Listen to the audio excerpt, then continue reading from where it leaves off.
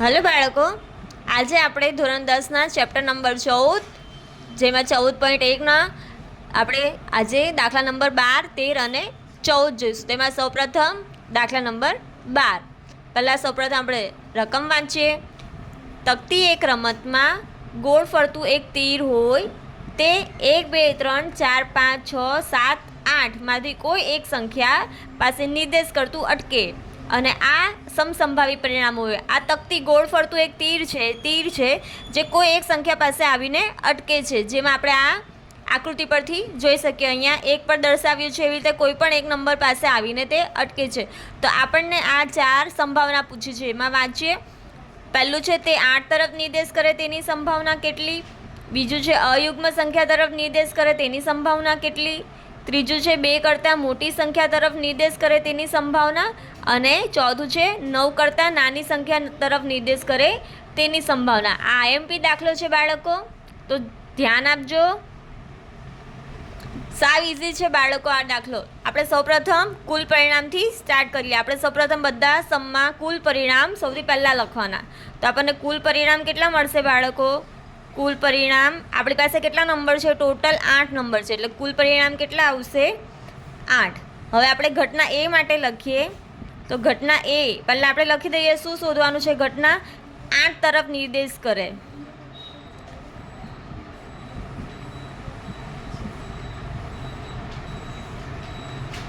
તો ઘટના એ થવાના પરિણામ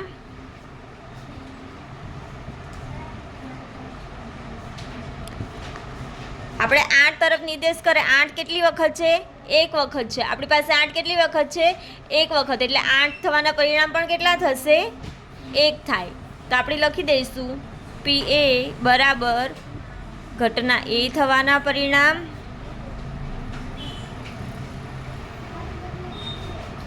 છેદમાં કુલ પરિણામ. ઘટના એ થવાના પરિણામ છે 1 અને આપણી પાસે કુલ પરિણામ છે 8. તો આપણું PA બરાબર શું થશે બાળકો? 1/8. હવે આપણે ઘટના 2 વિશે જોઈશું. તો ઘટના બી બરાબર આપણી ઘટના બી શું છે? અયુગ્મ સંખ્યા. હવે આપણે બાળકો પહેલાં સૌપ્રથમ આપણને ખબર હોવી જોઈએ કે અયુગ્મ સંખ્યા એટલે શું. તો આપણે અહીંયા લખી દઈએ નોંધ તરીકે, જેથી આપણને યાદ રહે કે અયુગ્મ સંખ્યા એટલે એકી સંખ્યા, ઓડ નંબર્સ, અને યુગ્મ સંખ્યા એટલે બેકી સંખ્યા, ઇવન નંબર્સ. પડી સમજ બાળકો? અયુગ્મ સંખ્યા. હવે આપણે જોઈએ તો 1 થી 8માં આપણી પાસે કેટલી અયુગ્મ સંખ્યા છે? તો આપણે અહીંયા લખીએ ઘટના બી થવાના પરિણામ. આપણી પાસે કેટલી એકી સંખ્યા છે? તો 1, 3, 5, 7. કેટલી થઈ બાળકો? 4 થઈ. એટલે આપણા બી થવાના પરિણામ કેટલા મળશે? આપણને 4 મળશે. તો આપણે અહીંયા લખીએ PB બરાબર ઘટના બી થવાના પરિણામ છેદમાં કુલ પરિણામ. ઘટના બી થવાના પરિણામ આપણને કેટલા મળ્યા બાળકો? 4 અને આપણા કુલ પરિણામ છે 8. હવે જો આપણી પાસે જે કોમન થતું હોય તો આપણે એને કટ કરવાના. તો અહીંયા 4 એકા 4 અને 4 દુ 8. તો આપણી પાસે શું રહે? અંશમાં 1 અને છેદમાં 2. તો આપણા PB બરાબર થશે 1/2. પડી સમજ બાળકો? હવે આપણે ઘટના સી વિશે જોઈએ. તો ઘટના સી શું છે કે 2 કરતાં મોટી સંખ્યાઓ લેવાની છે. તો આપણે ઘટના સી થવાના પરિણામ કેટલા મળશે? ઘટના સી થવાના પરિણામ બરાબર 2 કરતાં મોટી. આપણી પાસે 1 થી 8 સંખ્યા આપણે અહીંયા જોવાની છે, એટલે 2 કરતાં મોટી સંખ્યામાં 2 શું આવશે? 3, 4, 5, 6, 7 અને 8. ટોટલ કેટલી થઈ? 1, 2, 3, 4, 5, 6 થઈ. તો આપણે અહીંયા લખી દઈશું PC બરાબર ઘટના સી થવાના પરિણામ છેદમાં કુલ પરિણામ. તો ઘટના સી થવાના પરિણામ છે આપણી પાસે 6 અને કુલ પરિણામ છે 8. અહીંયા પણ આપણે જેટલું કોમન થતું હશે એ કટ કરી દઈશું. તો અહીંયા આપણે અવયવ પડે છે 3 દુ 6 અને 4 દુ 8. તો આપણા ઉપર રહે છે અંશમાં 3 અને છેદમાં 4. તો આપણા પીસી બરાબર શું આવશે? 3/4.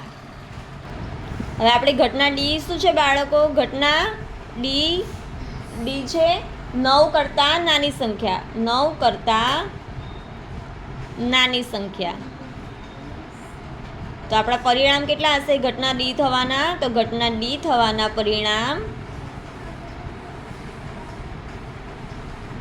બરાબર આપણે બધી સંખ્યા લઈ લઈશું. 1 2 3 4 5 6 7 અને 8. 8 8 લઈ લઈશું કારણ કે 8 8 9 કરતાં નાની સંખ્યા થઈ. તો હવે આપણે અહીંયા લખી દઈશું ઘટના ડી. પીડી બરાબર ઘટના ડી થવાના પરિણામ છેદમાં કુલ પરિણામ. ઘટના ડી થવાના પરિણામ આપણી પાસે છે 8 અને કુલ પરિણામ પણ છે 8.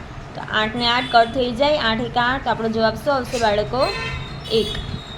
તો પીડી બરાબર 1.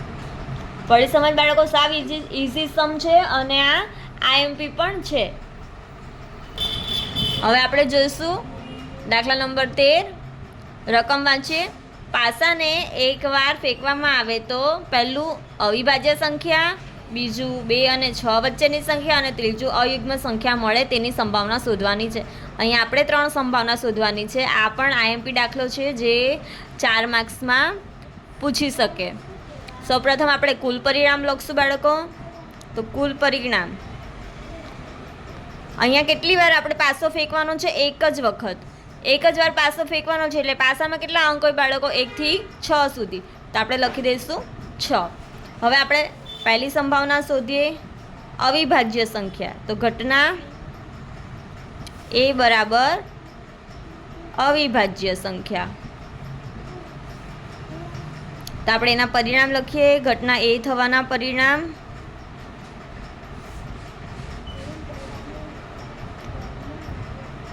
ઘટના એ અવિભાજ્ય કીધી છે બાળકો. અવિભાજ્ય સંખ્યા એટલે કેવી સંખ્યા? અવિભાજ્ય સંખ્યા એટલે એ સંખ્યા જે કે પોતે પોતા વડે જ ભાગી શકાય, જે કોઈ બીજા ઘડિયામાં નથી આવતું.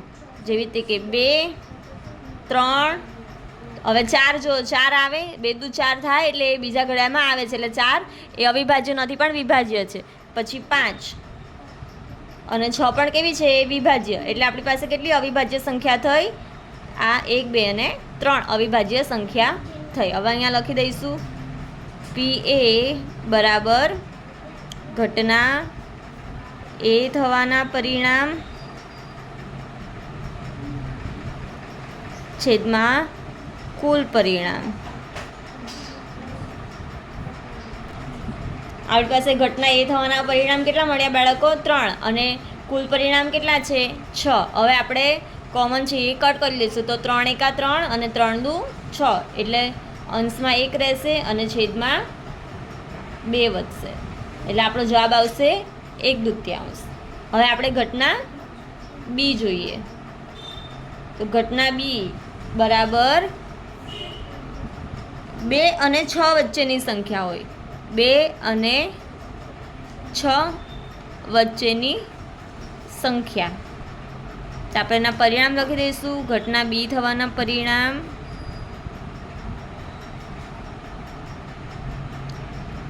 કયા કયા હશે બાળકો? 2 પછી અને 6 પહેલાંની સંખ્યા આવશે. તો 2 પછી આવે 3 4 અને 5.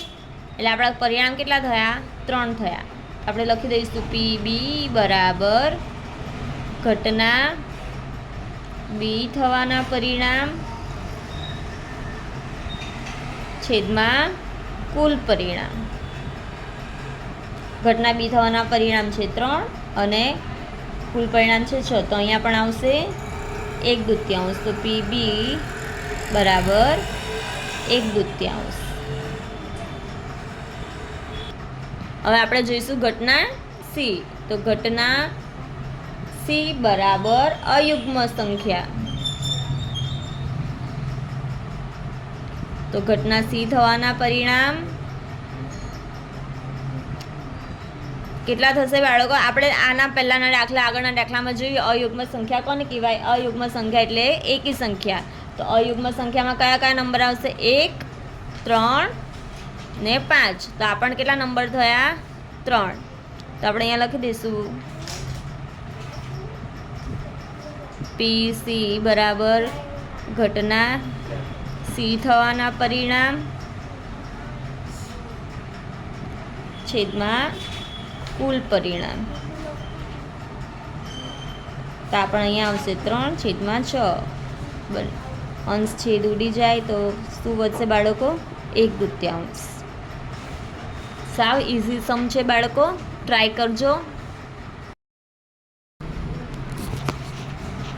હવે બાળકો આપણે જોઈએ દાખલા નંબર 14 જે મોસ્ટ IMP છે અને સાવ સહેલો પણ છે. ચાલો આપણે રકમ વાંચીએ. સરખી રીતે ચીપેલા 52 પત્તાની થોકડીમાંથી એક પત્તું કાઢવામાં આવે તો તે લાલ રંગનો રાજા, બીજું મુખ મુદ્રાવાળું પત્તું, ત્રીજું લાલ રંગનું મુખ મુદ્રાવાળું પત્તું, પાંચમું લાલ, ચોથું લાલનો ગુલામ, પછી પાંચમું કાળીનું પત્તું, છઠ્ઠું ચોકટની રાણી મળવાની સંભાવના શોધવાની. આપણે અહીંયા 6 સંભાવના શોધવાની છે અલગ અલગ. તો ચાલો આપણે ગણીએ. આપણે અહીંયા દાખલામાં ગણતા પહેલાં બાળકો એક છે ને રફ વર્ક કરી લઈએ જેનાથી આ ઇઝી રહેશે ગણવામાં અને ફટાફટ સમજ પડી જશે. આપણે સૌપ્રથમ તો આપણને ખબર હોય પાનાની કુલ સંખ્યા કેટલી છે? 52. અહીંયા આપી દીધું છે તો આપણે લખીએ પાનાની સંખ્યા કેટલી હોય? 52. 52માં બે રંગના પત્તા હોય જે બધાને ખબર જ હશે. એક લાલ રંગના પત્તા હોય ને બીજા કાળા રંગના. તો કાળા રંગના પત્તા અને લાલ રંગના પત્તા બંને કેટલા હશે? અડધા અડધા. એટલે કાળા રંગના કેટલા હશે? 23 અને લાલ રંગના કેટલા હશે બાળકો? 23 થશે. હવે આના રીતે બે ભાગ પડશે. કયા કયા હોય બાળકો? એક તો કાળીના પત્તા હોય અને બીજા કેટલા હોય? ફલ્લીના. કેટલા હોય? 13 પત્તા હશે. તેવી જ રીતે અહીંયા પણ બે ભાગ પડશે બાળકો. કયા આવશે? લાલના અને બીજા ચોકટના. એ પણ 13 થશે.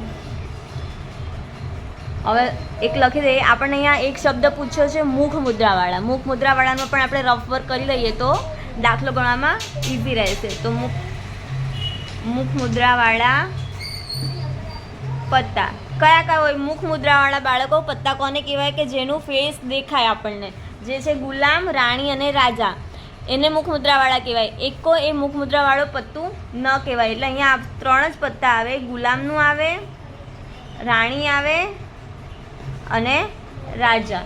જેના કેટલા પત્તા હોય? 4 અને 4. તો ટોટલ મુખ મુદ્રાવાળા ટોટલ પત્તા કેટલા હશે? 12 હશે. કેટલા હશે? 12 પત્તા. હવે આપણે દાખલો ગણીએ. આ કોષ્ટક જોઈ લેજો અને યાદ કરી લેજો જેથી તમને રફ વર્ક કરો તો થોડો દાખલો કરવામાં સરળતા રહે. હવે આપણે પહેલી સંભાવના જોઈએ. સંભાવના પહેલી એટલે ઘટના એ. ઘટના એ આપણી શું છે? ઘટના એ બાળકો કે લાલ રંગનો રાજા હોય. લાલ રંગ અહીંયા આપણને કીધો છે, લાલનો નથી કીધો, લાલ રંગનો કીધો છે. અહીંયા રંગ કીધો છે. તો ઘટના એ થવાના પરિણામ આપણને કેટલા મળશે? ઘટના એ થવાના પરિણામ બરાબર લાલ રંગના રાજા કેટલા હોય? 2 હોય. એક લાલનો હોય અને બીજો ચોકટનો હોય. જો અહીંયા લાલ રંગના કેટલા હોય? એક લાલના પત્તું હોય અને એક ચોકટનો હોય. એટલે એક આ રાજા, લાલનો રાજા અને બીજો ચોકટનો રાજા. એટલે એક આનો ને એક આનો. એવી રીતે આપણી પાસે લાલ રંગના કેટલા રાજા થશે? 2 રાજા. પડી સમજ? આવી રીતે આપણને લાલ રંગ કીધો છે, ખાલી લાલનો નથી કીધો. લાલ રંગનો કીધો છે એટલે આપણી પાસે બંને પત્તા. ચોકટ પણ હોય ને લાલ, તો એક લાલ ચોકટનો રાજા થશે ને એક લાલનો રાજા થશે. એટલે લાલ રંગના કેટલા આપણી પાસે રાજા થશે? 2 રાજા.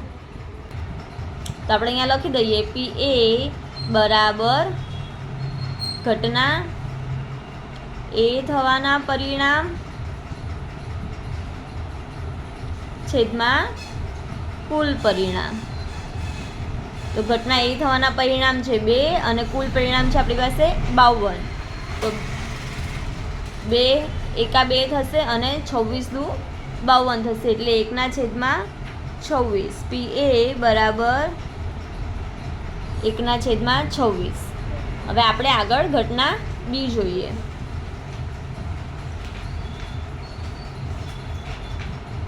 આપણને ઘટના B શું પૂછ્યું છે બાળકો?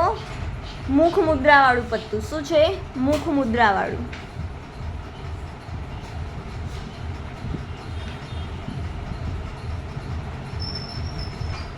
આપણી પાસે આપણે જોયું તો આપણી પાસે મુખ મુદ્રાવાળા કેટલા પત્તા છે? આપણે આ પેજ પર જોઈએ તો મુખ મુદ્રાવાળા ટોટલ પત્તા કેટલા છે? 12 પત્તા છે. તો આપણને મુખ મુદ્રાના પરિણામ કેટલા મળશે? 12 મળશે. તો અહીંયા લખી દઈએ ઘટના B થવાના પરિણામ કેટલા મળશે બાળકો? 12. તો હવે આપણે અહીંયા લખીએ PB બરાબર ઘટના B થવાના પરિણામ છેદમાં કુલ પરિણામ. ઘટના B થવાના પરિણામ છે 12 અને કુલ પરિણામ છે 52. હવે આમાંથી જેટલું કટ થાય એટલું આપણે કટ કરીએ. તો અહીંયા 4 તાલી 12 થાય અને અહીંયા 13 ચોક 52 થાય. તો બંનેમાં કોમન શું છે? 4 4 છે. તો અહીંયા જવાબ આવશે 3/13. તો PB બરાબર 3/13 થશે. હવે આપણે આગળની સંભાવના જોઈએ. ઘટના C. ઘટના C શું છે બાળકો? ઘટના C છે આપણું લાલ રંગનું મુખ મુદ્રાવાળું પત્તું. લાલ રંગનું મુખ મુદ્રાવાળું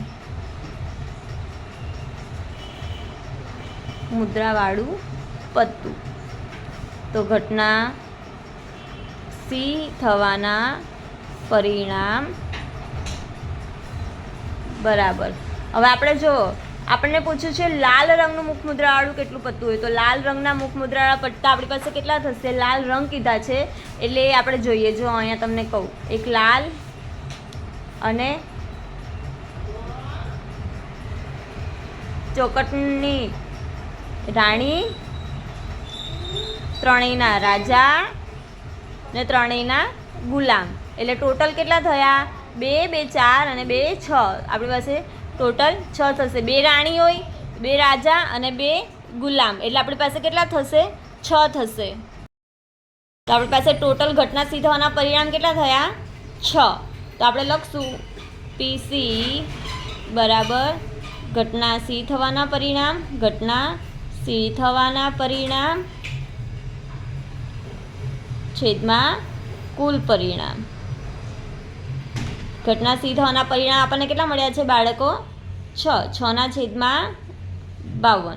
તો આપણે અહીંયા કોમન છે 3 દુ 6 થશે અને 26 દુ 52 થશે. તો 3/26 થશે. PC બરાબર 3/26. હવે આ ઘટના D જોઈએ. ઘટના D શું છે?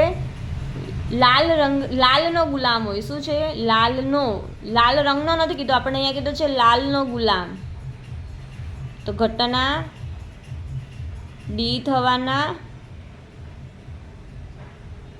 પરિણામ. લાલનો ગુલામ તો કેટલો હોય બાળકો? એક જ હોય. લાલનો તો આપણી પાસે એક જ ગુલામ હોય. તો આપણે ઘટના D લખી દઈશું PD બરાબર ઘટના D થવાના પરિણામ છેદમાં કુલ પરિણામ. ઘટના D થવાના પરિણામ આપણી પાસે 1 છે અને કુલ પરિણામ 52 છે. તો PD બરાબર થશે 1/52. હવે આપણે જોઈએ ઘટના E. ઘટના E બરાબર આપણી ઘટના E છે કાળીનું પત્તું. કાળા રંગનું નથી કીધું, આપણને કાળીનું પત્તું કીધું છે. તો ઘટના E થવાના પરિણામ. આપણને કાળીના પત્તા કેટલા હશે? આપણે કાળીનું પત્તું કીધું છે અહીંયા. તો કાળીના આપણી પાસે કેટલા પત્તા હોય? 13 પત્તા. કેટલા પત્તા હોય? 13. તો અહીંયા લખશું PE બરાબર ઘટના E થવાના પરિણામ છેદમાં કુલ પરિણામ.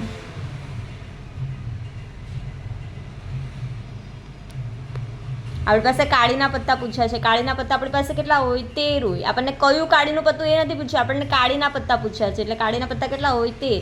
એટલે ઘટના ઈ થવાના પરિણામ છે 13 છેદમાં 52. તો 13 ચોક 52, 13 એકા 13. તો આપણે PE શું બનશે બાળકો? 1/4. હવે આપણે આગળની સંભાવના જોઈએ PF વિશે. ઘટના F. તો ઘટના F શું છે આપણી બાળકો? ચોકટની રાણી મળે. અહીંયા આપણને કીધું છે ચોકટની રાણી. તો ઘટના F થવાના પરિણામ. ચોકટની રાણી કેટલી હોય બાળકો? એક જ હોય. ચોકટની રાણી તો કેટલી? એક જ આપણને કહી દીધી છે અહીંયા ચોકટની રાણી. તો ચોકટની રાણી તો એક જ હોય. તો PF બરાબર ઘટના F થવાના પરિણામ છેદમાં કુલ પરિણામ. કુલ પરિણામ. તો અહીંયા F થવાના પરિણામ લખશું 1 અને કુલ પરિણામ 52. તો આપણી PF બનશે 1/52. પડી સમજ બાળકો? આપણને અલગ અલગ આટલી બધી સંભાવના એકસાથે ના પૂછે, પણ અલગ અલગ 1-2 કેવા પૂછી શકે, તો આપણને ખબર હોવી જોઈએ.